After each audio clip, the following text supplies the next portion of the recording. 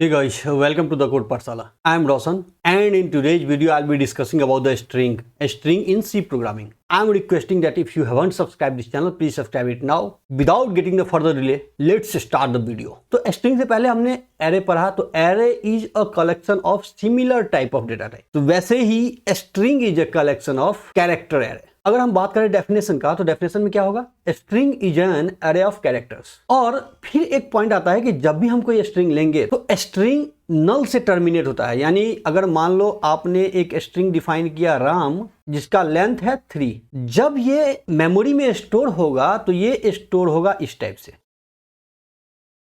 जो last character है /0 यानी नल कैरेक्टर, ये बाय डिफॉल्ट अपेंड करता है। तो जब हम डिक्लेरेशन की बात करते हैं तो डिक्लेरेशन हम इस टाइप से कर सकते हैं।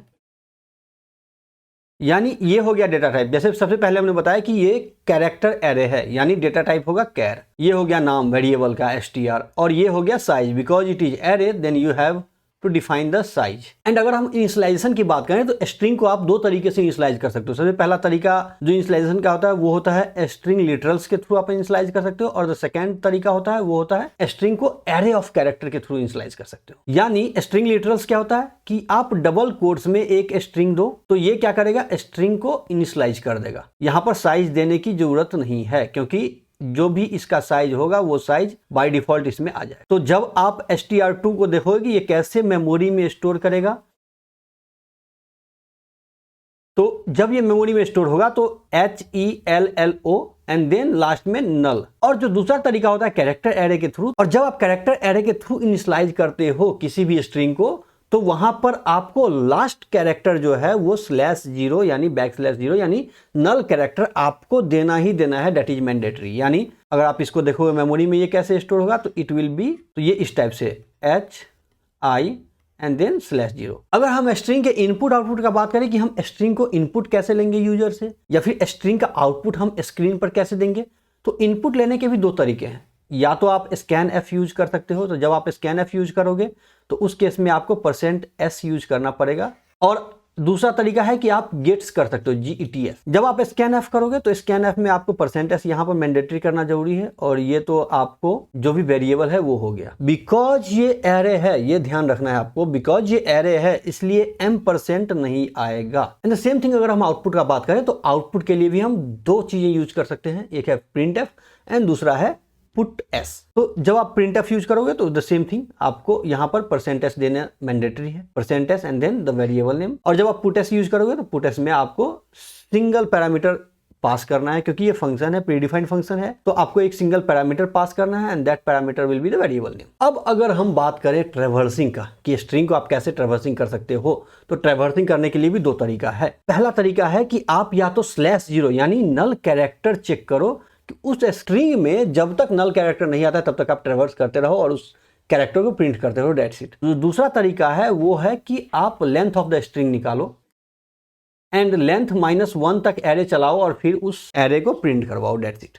तो ये दो तरीका है। तो अगर हम इसका कोड देखेंगे, अगर आप यहां पर देखो तो हमने क्या किया, स्ट्रिंग के लेंथ को चेक किया और i लेस देन यानी लेंथ -1 तक ये एरे चलेगा, और उसमें हम चेक कर रहे हैं कि उस पार्टिकुलर इंडेक्स पर AEIOU में से कुछ भी अगर है तो काउंट को बढ़ा दो, नहीं तो नहीं बढ़ाओ। तो सबसे पहले हमने क्या किया, यहाँ पर एक कैरेक्टर एरे लिया एंड देन दो वेरिएबल लिया, एक काउंटर के लिए एक i जो आइटरेशन के लिए यूज होगा, एंड देन यहाँ पर हमने चेक किया कि वाइल i < strlen जो स्ट्रिंग का एक फंक्शन होता है वो हम आगे देखेंगे। तो i जो है वो लेंथ से कम है, तो फिर ये चेक करें कि अगर ऐसा =a और u और i e o अगर कुछ भी है तो ये काउंट को बढ़ा दे, आइटरेशन को बढ़ाता चला जाए। अगर हम इसको रन करके देखें, यहाँ पर आप देख रहे हो कि हमने लिया द कोड पाठशाला, तो इसके अंदर जो है 6 वॉवेल है, ये प्रिंट हो गया। एंड द सेम प्रोग्राम को हम नल टर्मिनेशन से चेक करते हैं।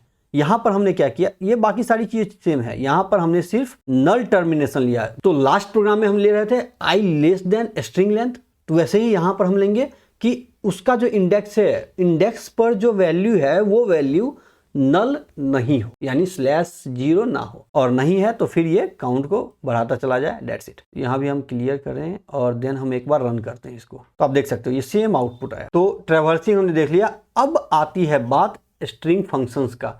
तो स्ट्रिंग के अंदर कुछ प्री डिफाइंड फंक्शंस होते हैं जिसको आप यूज कर सकते हो, और ये जो फंक्शन होते हैं वो string.h जो हेडर फाइल है उसके अंदर डिफाइंड होते हैं। अब बात होता है कि कौन कौन सा फंक्शन है। तो सबसे पहले आता है स्ट्रिंग लेंथ, जो हमने अभी यूज किया है।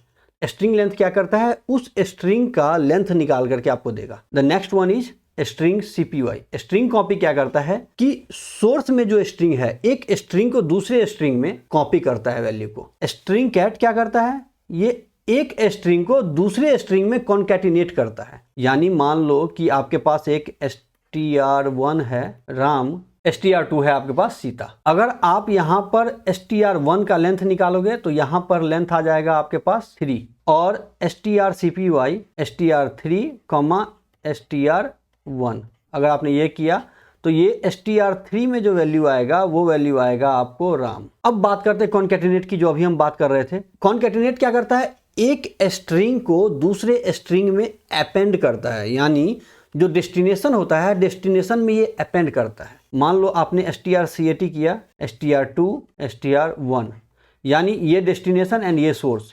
तो ये क्या करेगा, सोर्स को डेस्टिनेशन में अपेंड करेगा। तो the output will be Sitaram. अब strcmp क्या करता है कि एक स्ट्रिंग को दूसरे स्ट्रिंग से कंपेयर करता है कि ये इक्वल है या नहीं है। वैसे ही strchr क्या करता है, उस पार्टिकुलर कैरेक्टर को चेक करता है और ये रिटर्न करता है जो उसका फर्स्ट इंडेक्स होगा अकरेंस का उसको। अगर आपने strchr किया, ये स्ट्रिंग दिया ABCDAB और यहाँ पर आप कैरेक्टर दिए B, तो B का जो फर्स्ट अकरेंस होगा यानी फर्स्ट इंडेक्स, ये 1 रिटर्न करेगा। And the same thing str क्या करता है कि ये एक स्ट्रिंग को चेक करता है दूसरे स्ट्रिंग में और जो फर्स्ट अकरेंस होता है उस स्ट्रिंग का वो रिटर्न करता है। तो चलिए एक बार हम इसका प्रोग्राम देख लेते हैं कि यहाँ पर हमने क्या किया, एक स्ट्रिंग 1 वेरिएबल लिया, उसमें हमने हेलो डाला और स्ट्रिंग 2 हमारा एम्प्टी है। अब हम प्रिंट करवा रहे हैं length of the first string, तो it will be printing here 5। इस लाइन में हम क्या कर रहे हैं, इस स्ट्रिंग 1 को हम स्ट्रिंग 2 में कॉपी कर रहे हैं। स्ट्रिंग 2 को जब हम प्रिंट करवाएंगे तो वो आएगा हेलो। अब इस अगले लाइन में हम क्या कर रहे हैं, यहाँ पर strcat स्ट्रिंग को कॉन्कैटिनेट कर रहे हैं। यानी स्ट्रिंग 2 में हम स्पेस एंड देन वर्ड को कॉन्कैटिनेट कर रहे हैं और फिर स्ट्रिंग 2 को प्रिंट कर रहे हैं। तो what will be here,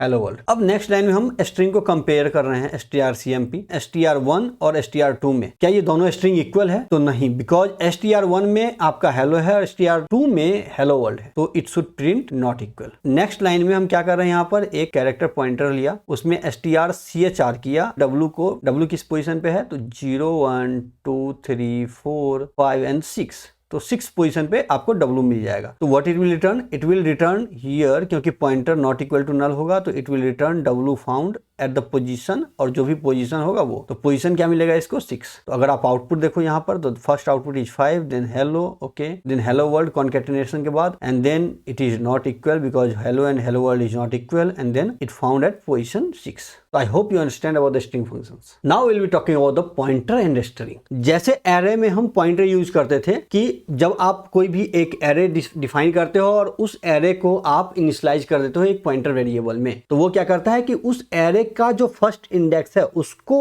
denote करता है, फर्स्ट इंडेक्स को, और उसी बिहाफ पे आप ट्रैवर्सिंग भी कर लेते हो पॉइंटर को इंक्रीमेंट करते करते। तो वैसे ही यहाँ पर होगा। यहाँ पर क्या है कि हमने एक array लिया है, तो यहाँ पर हमारे पास एक स्ट्रिंग है और इस स्ट्रिंग में हमने द कोड पाठशाला डाला, इसका साइज है 16। अब यहाँ पर हमने p लिया एक पॉइंटर और इसमें हमने इनिशियलाइज कर दिया s को, तो यानी इसमें जो है ये फर्स्ट इंडेक्स को ये डिनोट करेगा, और जब आप p++ करोगे तो ये इसी बेस पर इंक्रीमेंट करता हुआ चला जाएगा। तो हम यहाँ क्या कर रहे हैं, यहाँ पर हम इसको प्रिंट करवा रहे हैं, p में डाल के यहाँ पर प्रिंट करवा रहे हैं। तो एक बार हम इस कोड को रन करके देख लेते हैं। ठीक है, तो यहाँ पर इसने द कोड पाठशाला को प्रिंट कर दिया। और जैसे हमने बताया कि इसमें अरिथमेटिक फंक्शन भी हम यूज कर सकते हैं पॉइंटर में। हमने एक स्ट्रिंग लिया, उस स्ट्रिंग को हमने पॉइंटर में इनिशियलाइज कर दिया और वहां पर हम चेक कर रहे हैं कि $ptr not equal to null है।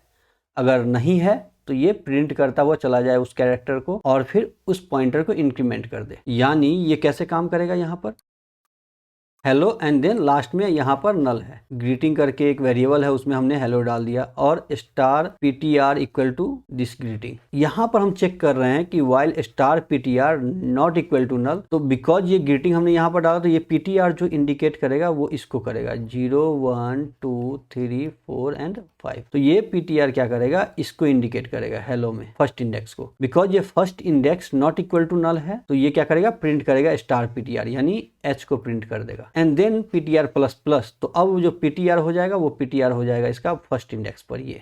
फिर यहाँ पर चेक करेगा नॉट इक्वल टू नल है तो यस, देन इसको प्रिंट कर देगा ई। देन फिर यहाँ पर आएगा एल को प्रिंट करेगा, फिर ये यहाँ पर आएगा ptr, फिर एल को प्रिंट करेगा, फिर यहाँ पर आया, फिर ओ को प्रिंट करेगा और फिर ptr यहाँ पर आया। यहाँ पर चेक किया नॉट इक्वल टू नल है तो नहीं, ये तो नल है, तो देन ये इसके अंदर नहीं आएगा, इससे बाहर हो जाएगा यहाँ पर, ठीक है। तो आपको ये आउटपुट मिल जाएगा। अब एक पॉइंट आता है, वैसे तो जब हम पॉइंटर का क्लास लेंगे तो उसमें हम बताएंगे ही डायनेमिक मेमोरी एलोकेशन के बारे में। स्ट्रिंग में जब आप सबसे पहले डिक्लेयर करते हो कैर एस और 10, तो यहाँ पर क्या है कि आप इसको चेंज नहीं कर सकते, यानी मैक्स टू मैक्स आप 10 कैरेक्टर इसके अंदर इनिशियलाइज कर सकते हो। अगर आपको रन टाइम में इसके साइज को चेंज करना है, यानी 14 कैरेक्टर या 15 कैरेक्टर का कोई डेटा है जिसको स्टोर करना है इसके अंदर, दैट इज नॉट पॉसिबल अगर आप इस टाइप से डिक्लेयर कर रखा है तो स्टैटिक। तो इसके लिए हम डायनेमिक मेमोरी एलोकेशन का यूज करते हैं। अब डायनेमिक मेमोरी एलोकेशन का एक सिंटैक्स होता है किसी भी एरे का, चाहे वो कैरेक्टर हो या इंटीजर हो या फ्लोट हो या डबल हो, कोई भी एरे आप ले सकते हो, उसका एक सिंटैक्स होता है। अब सिंटैक्स क्या होता है, डेटा टाइप एंड देन यहाँ पर स्टार और यहाँ पर वेरिएबल। जो भी डेटा टाइप आप ले रहे हो वो डेटा टाइप यहाँ भी आएगा, data type star and then एक फंक्शन है मैलॉक, और मैलॉक के अंदर आपको साइज पास करना होगा, जो भी साइज आपको लेना है। तो हम यहाँ पर क्या कर रहे हैं, यहाँ पर कैरेक्टर एरे ले रहे हैं तो कैर, और ये हो गया वेरिएबल का नेम पॉइंटर के साथ, एंड देन ये कैर स्टार, क्योंकि जो मैलॉक है वो वाइड पॉइंटर रिटर्न करता है, ठीक है। तो हम क्या करते हैं, इस वाइड पॉइंटर को उस पार्टिकुलर डेटा टाइप के अकॉर्डिंग हम टाइप कास्ट कर देते हैं, यानी कैर स्टार, क्योंकि ये कैरेक्टर डेटा टाइप है तो कैर स्टार आपने किया, और यहाँ पर मैलॉक जो सिंटेक्स है आपका जो फंक्शन है वो, और फिर यहाँ पर हम साइज लेते हैं 5 into size of char. Size of char क्या होगा 1। कितने बाइट का आपको मेमोरी में स्पेस लेना है, तो हम यहाँ पर 50 बाइट का मेमोरी में स्पेस ले रहे हैं, तो ये जो मेमोरी में स्पेस लेगा ये होगा 50 कैरेक्टर का। अब इसमें रन टाइम पर भी आप इसको रीएलोकेट कर सकते हो मेमोरी को, दैट इज द प्रोविजन जब आप डायनेमिक मेमोरी एलोकेशन करते हो तब। अब फिर लास्ट में आता है स्ट्रिंग का मैनिपुलेशन। तो स्ट्रिंग का मैनिपुलेशन बहुत ही इजी है कि स्ट्रिंग तो एक कैरेक्टर एरे है,